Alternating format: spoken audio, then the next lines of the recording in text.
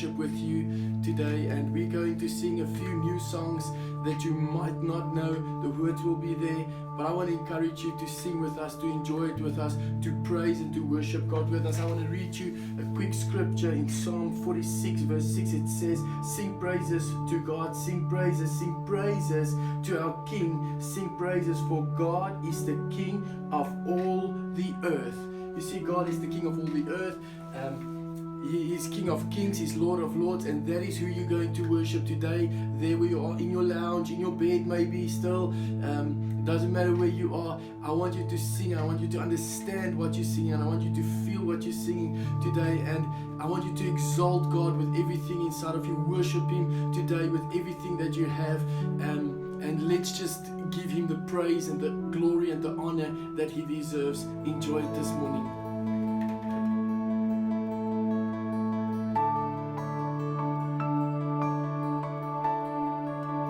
Hallelujah.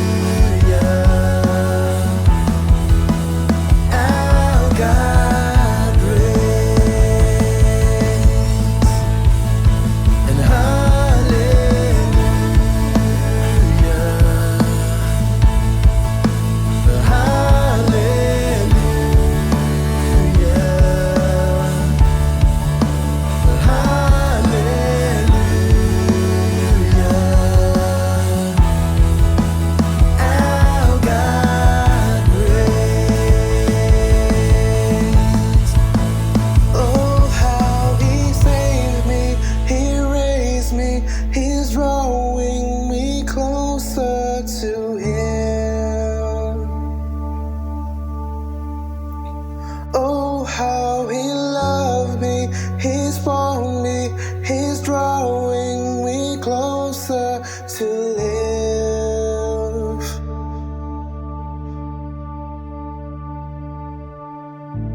Evening Word and Life family, so good to be with you this evening.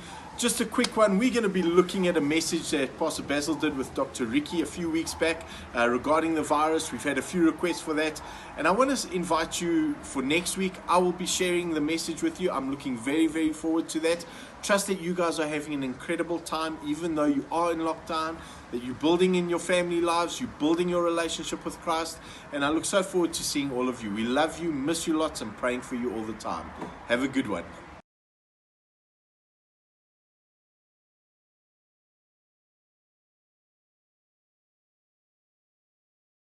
Hey, good evening, guys, and welcome to our Power Hour service. We're obviously streaming our services live, and I have a good friend with me here.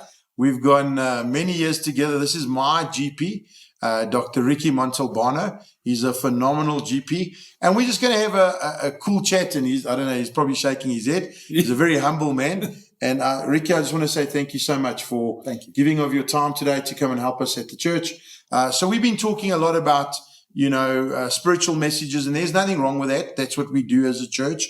But we just wanted to approach this whole coronavirus and the lockdown, and a lot of you are probably sitting at home now under the lockdown situation. And we just want to talk a little bit about, what can we do physically around the house and those type of things. And we want to put some questions to Ricky and just hear his answer. So Ricky, I want to start off the bat. So obviously we're spiritual beings that have a mind, that live in a body, and that's the Christian worldview.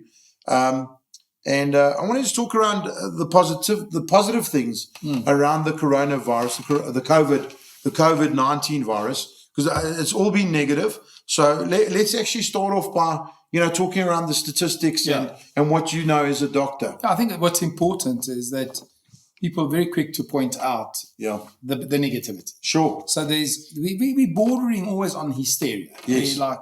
There's a lot of fear out there. My gosh, if you get infected, you're going to kick the bucket. This is going to happen. It's going to happen. The reality is, and I know people have heard this before, but I like to emphasize it. Yeah.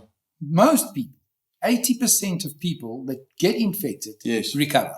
Fantastic. Completely recover. That's a good news story right there. 100%. 80% of those people will have normal flu. A bit of a runny nose, a bit of a fever, a bit of a headache, and they will slowly come out of it, and that's the end of the story. 15% of people will get more severe. They'll end up in hospital. They might need treatment, antibiotics, and they will also recover. Which is still a good news story. Right. The only ones that are really going to be critical are the 5% that end up in ICU and high care, and that is a small number. And I think it's important to emphasize the importance Ricky. Thank you. of the fact that if you do get the infection, it's not a death sentence. Fantastic. I think there's a bit of a perception by people that if you get infected, that's like a death sentence. Sure. And I think that mentally, we need to make the connection that actually it's not that. If you get infected, you're going to have flu. Sure. And chances are you're going to recover. There is a group of people that it will have a much worse outcome for. Sure. But the majority of people will recover fully. 95% are going to be good to go. 80% of people will be good without anything, and the other 15% a little bit of a wobble, but they'll also be good. And that's an important thing. Sure. Because I think otherwise we start focusing on the negative. People start becoming hysterical, and they start talking about taking colloidal silver. And, crazy stuff. Crazy stuff. I get messages Please don't take that. I'm not a doctor, but I just know already that doesn't sound good. It's nonsense. It doesn't work. And there's lots of other things. They're even going around marketing self-test kits where you can do your own. And that's not available right now. Well, no. The products that are available on the market are, first of all, not registered with the Medicines Controls Council. Their reliability is a question, and the outcome of that is problematic. And also, if you're buying it to test other people, you can actually infect yourself if you don't know how to do it properly. That's crazy. So, a lot of misinformation. I think the big, and that is, by the way, a big thing. The amount of misinformation is crazy. I'm inundated on a daily basis with the amount of nonsense that people hear that then spread around. It's crazy. At one stage where they were saying that when you greet people it falls on the surface and then it lasts for so many hours on wood and so many hours in steel and so many hours in your clothing and so many hours. That's not true. Okay. Right now, the studies that have been conducted or not been conducted on how long the virus survives, no one really knows. Yeah. So what we are saying is if the surface you got worried, the surface being contaminated, wipe it down. 0.5% chlorine. You can take 1 capful in a liter of water, fantastic. Use that, wipe it down. Awesome. Otherwise, alcohol, 70% alcohol products to clean, wipe, whatever. Ricky, just on that point before we get into some of the questions, it's awesome. And I love, I don't want to say the angle because it's the facts, is that, there's a good chance you're going to survive this. And there is a lot of hysteria out there. And I want to just ask you around misinformation and false stories and a lot of fake news that's happening right now, because it's out there and people on social media platforms. What would you suggest is just a good way to fact check your information that you're getting? Because I think that is just absolutely crazy right now with the amount of stuff. Would it just run the story through fact check? I know you got fact check. That there is a website. There is a website called Fact Check, I think. But what I do personally as a doctor. I've subscribed to the National Institute of Communicable Diseases. They've got a newsletter.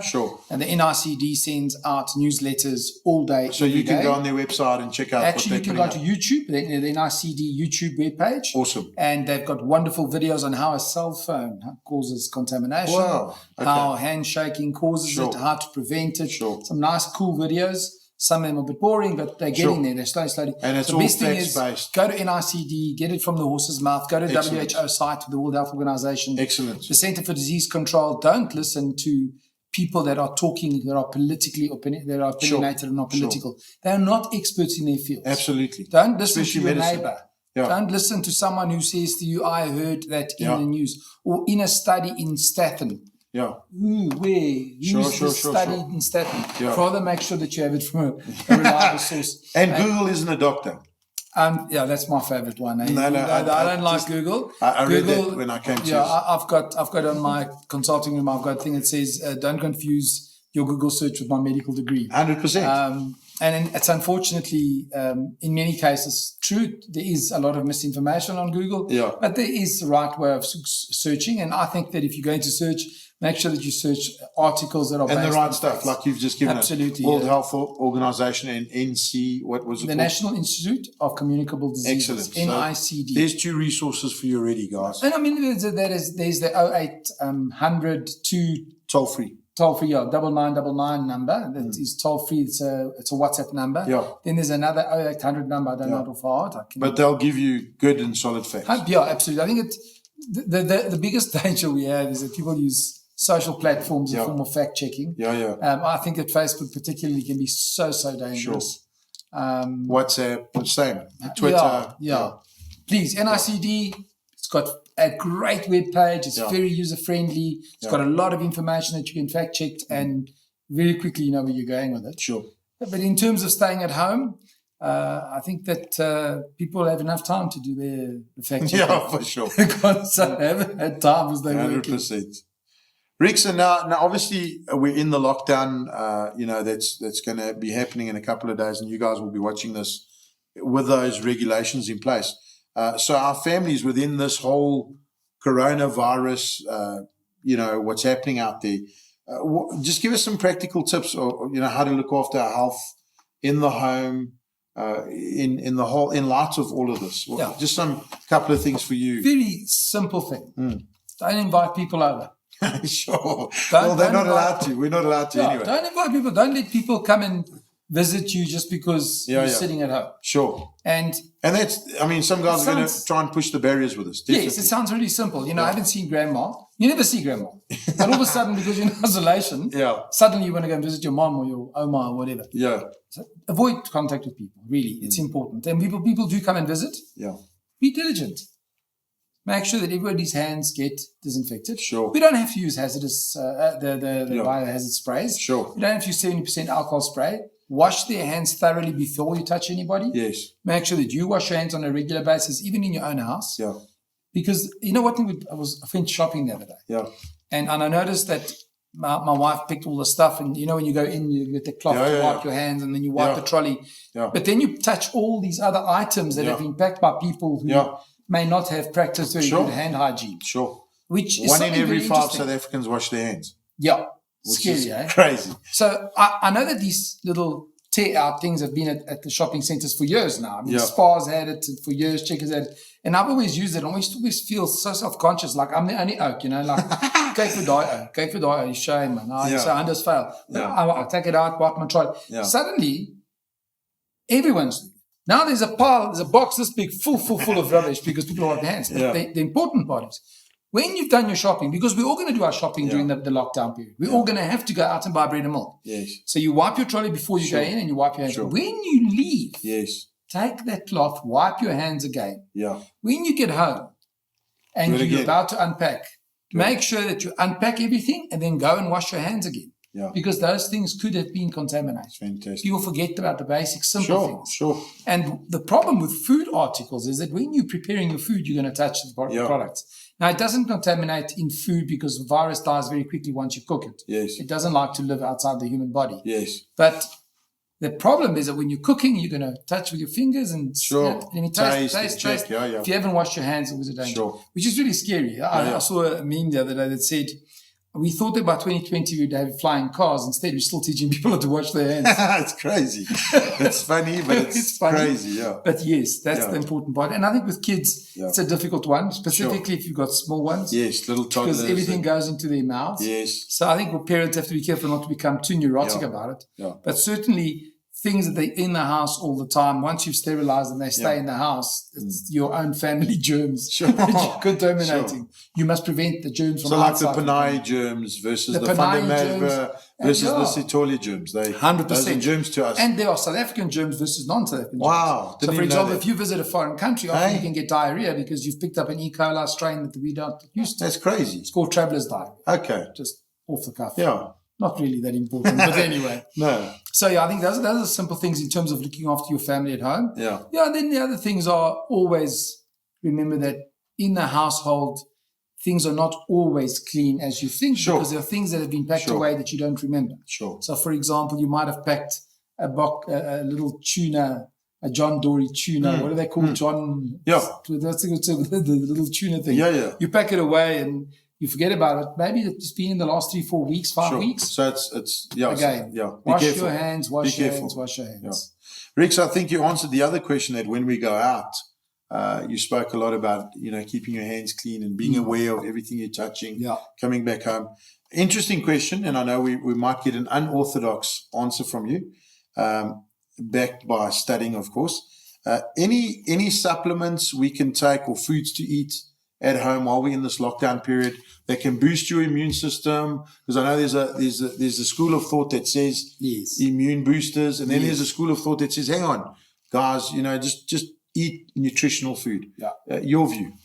Well, I'm going to give you a bit of perspective. Yeah. So initially, the vitamin industry really became popular in the 70s when the world started becoming aware of countries like Ethiopia where people were literally starving to death. Yeah. What they found was that if they gave those people food, they died anyway. The food wasn't absorbed. So they found out one of the reasons why that was happening was because in the stomach, where there's little villi, little area in the bowel that absorbs your nutrients, had died in these people because they had eaten so little. Wow. And even if you gave them vitamins, it went through their body. Yeah. So they started introducing vitamin injections in order to boost them up. Yeah, so the body would take. And the body would then start producing the microvilli again in the bowel, and then you could feed them normal food and slowly improve the food quality. Yeah. So that they could eventually absorb it. So the vitamins really came from that. Okay. And then, of course, the oral vitamin industry came about. And there is a benefit to vitamins. There are people who are vitamin D deficient. There are people who have got iron deficiencies. There are people that do genuinely have vitamin deficiencies. And people with immune systems that are down. They are. So that does help. There are. Yeah. People that are, for example, advanced HIV status. People who are in severe hepatitis B. Chemotherapy patients. Yes. Hepatitis patients. Yeah. People that are ill. Yeah. But most people have a health. Most people We have other problems in this society. We are not like Ethiopians. We are rather on the large side. We eat too much food. That's You right. can So see we here. eat healthily, and if you eat healthily, and you eat enough food, Yes. even if you eat just a packet of crisps a day, in a packet of Crisps. Simba crisps, there's enough vitamins and ions and chemicals to keep you amazing. going for a whole And day. a lot of other stuff that you and don't a lot need. of stuff you don't need. Yeah. So generally in society, we have a problem with overeating rather than undereating. And that's what we Having do. said that, Yeah. So then, So that's you the one said, perspective. is it an immune booster? So the other thing is, there were studies done by many universities over the years, all over the world. Oxford University, Stanford University, all these fancy universities, to see if there was a benefit if vitamins prevented illness. In particular, the one I want to mention is vitamin C, because vitamin C is believed in today's society, if you take vitamin C, it's not going to Miracle cause flu. vitamin. Yeah. Actually, vitamin C doesn't prevent flu. It makes absolutely no difference. And anyone who doesn't believe me can go look up on Google vitamin C prevention scholarly articles. Don't put just vitamin C, because then Google throws at you. Go to scholarly articles. Then what happens is you go to, it searches for articles that have come out of universities. Yes. Not the guys that give you opinion. In a study conducted by, and they've got 10 people. These studies are peer-reviewed, they're proper checked. There's 10,000 people. So there's a placebo effect happening. Yeah, they're a That's double-blind trial. when you take it and it's Correct. working. So they take that out. And no benefit vitamin C. Another interesting thing, for example, vitamin. Everybody thinks that carrots have got a lot of vitamin A, and they are good for your eyes. Yeah. Then See, I can see you clearly. No. Because I eat a lot of carrots. 100%. Very happy for you. But actually, there's no studies to prove that vitamin A improves vision at all. Okay. And where that came from was during the Second World War. I see. The British had discovered the sonar. Yes. And they could tell when the German planes were coming, because they could see it on the sonar. So in order to block and confuse the Germans, they spread a rumor amongst the spies that the reason that the British pilots were so good is because they had a lot of carrots and it improved their vision. I see. And it stuck so much that the we medical believe it industry tells people to eat carrots because it's good for their eyes, but there's no studies to prove that it makes any difference. It's amazing. But so is there anything you can do now? I don't think so. Having said all of these things, it's good to have a good healthy diet. Fantastic. Vegetables. Yes. Starch, 1/4 of your plate. Half of your plate must be vegetables and salads. Yeah. 1/4 of your plate should be a protein of some sort, and perhaps a little Being teaspoon South size. African, we have to have protein. 100%. Yeah. If you have a good healthy diet, and by that means a starch, a protein, a vegetable, salad 3 times a day, there's no reason for you to get ill. So your immune system will be good. 100%. The biggest problem, of course, is Overeating. we miss our breakfast. Sure. We miss rat our lunch when we're working, and then we get home at night, and most of us eat at night in South Africa. I think the reason why Italy is having a lot of problems because they've got a lot of old people, nonagenarians and octogenarians, the highest number in the world, by the way, of 90-year-olds and 80-year-olds in the world live in Italy. Wow. And they have got that old because they had a good lifestyle. And they good ate diets. at lunchtime, not at night. They had a lot of food was picked in the gardens and the natural markets, whereas we go to eat processed foods, you know. Sure. So I don't believe that there's anything specific in terms of immune booster. I think the other major factor is if one can avoid stress. Stress is a major immune destroyer. Major. Adrenaline was designed for a split-second decision. And we run on it. We run on it. And Especially in Gauteng. Especially in Gauteng, 100%. It's a very stressful place to live. Yeah. So that's it from my story from an immune booster perspective. Fantastic. Bit different, I know. No, but that's why I like having you. So, Rex, I just want to talk, switching gears there, going from the body to the mind. Obviously, you know, we got this lockdown coming up. A lot of people are going to get cabin fever. You know, they can't go out the way they used to. What can we do to stimulate our minds? Just some suggestions from a medical perspective. Yeah. You know, from a medical perspective, I think that everybody knows in order for you not to get cabin fever, you do need to stimulate your mind. Yeah. There's nothing worse than to be sitting in front of a TV and watching TV all day long. In Sure. today's day and age, we're fortunate in the sense that there's a lot of social media out there, and you can, you know, I watch YouTubes all the time. Sure. Stimulating. That you're interested in. You can go onto internet and search things, go onto things that you're interested in. But you need to do things that are actually involve thinking. Oh, okay. I think the dangerous part about today's society is we sit in front of the TV and we absorb.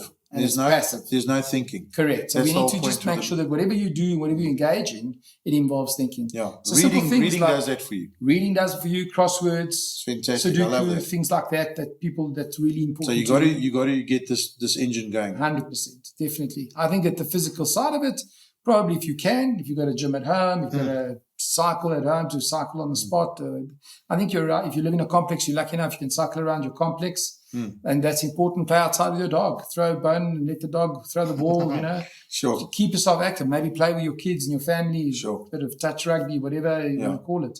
But certainly sitting in the house all day, every day, will drive you insane. Yeah.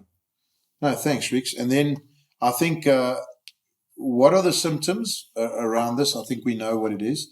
And if we show symptoms, what should we do? Okay, I think what's important about the symptoms, because most people know what flu symptoms are. Yeah. So the WHO classification says that you must be careful that you have COVID virus if you have one of the following. And the list has grown. So initially it was sore throat, dry cough, and fever. Sure. Then they said if you show any signs of shortness of breath, you must seek for medical advice. It's very important. Yeah. Now they've added nausea and vomiting. Sure. And they've added diarrhea. So any one of those, you're going to be careful. Yeah. The critical factor is if you have been in contact with someone who has been diagnosed with corona. That's the one. Very important. And also that you've been in contact with someone who's traveled. Yeah. The person that I saw today, her colleague's daughter came from the United Kingdom and stayed here for 10 days. And she came to work and was coincidentally telling everybody that her daughter had come to visit and had flu, and now she was getting flu. And suddenly the penny dropped and everyone said, hold on a second. When did your daughter leave? No, she left last night. The daughter got back to the UK. They got there. They thermo-checked her. She was feverish. She tested COVID positive. Now... it changes everything. Everything changes. Because now the people that were at work with her were exposed to somebody who potentially could have got it. In fact, it's been confirmed now that the lady who went to work has also had corona. Sure. And now the people around her, an entire floor in a complex, in a big corporate company has been shut down. Everyone's gone home and they need to quarantine. So their travel history is very important. Exposure to anyone that's traveled. That's the key factor. Okay. Having said that, there are, I think at the last count, about 198 people that are positive, local transmissions. but we don't know if it was any travel history or not. Okay. I think if you have a contact on a contact, eventually you lose where the contact starts. Sure. Rick's last question. I want to ask you if we show those symptoms, is there something we can take, or do we immediately just go to the doctor to help with those symptoms? Good question. Yeah. So I think the important thing is that if you develop symptoms of flu, generally, if you thought you were getting flu, you wouldn't just rush to the hospital or rush to the doctor. Sure. You would probably weigh the symptoms through, take symptomatic treatment, and that's what I would advise people to do. Also take, sinus medication or runny nose or Carenza C, Corix, whatever you like, in order for the symptoms. However, if you get those symptoms and you think you've been exposed to anybody who's traveled, that's a totally different story. Yeah. And if you start getting shortness of breath, immediately that's another story. Okay. And what is recommended by the WHO and the NICD is that you don't go to hospital. Okay. Because when you go to a hospital, there's a waiting room full of potentially sick people. Wow. So either you don't have it and now you might pick it up, or you do have it and you're going to infect other people. Yeah. So the best is to phone your doctor, tell the doctor what the symptoms are. Doctors in their practices have got screening procedures. Okay. I, for example, in my practice have that. So anyone who's coming, if we know they're going to have, that they've got symptoms of flu, as soon as they arrive, they have to sanitize their hands. They have to put a mask on, and I make them wait in a separate room. Yeah. So that we don't have any risk of infecting anyone else. Yeah. And I think that's the important part. Make sure that you don't go rushing to any casualty. Phone your doctor, go to the doctor's house, to the doctor's rooms, and make sure that you are at least being diligent about exposing other people. It's really, really important. Yeah.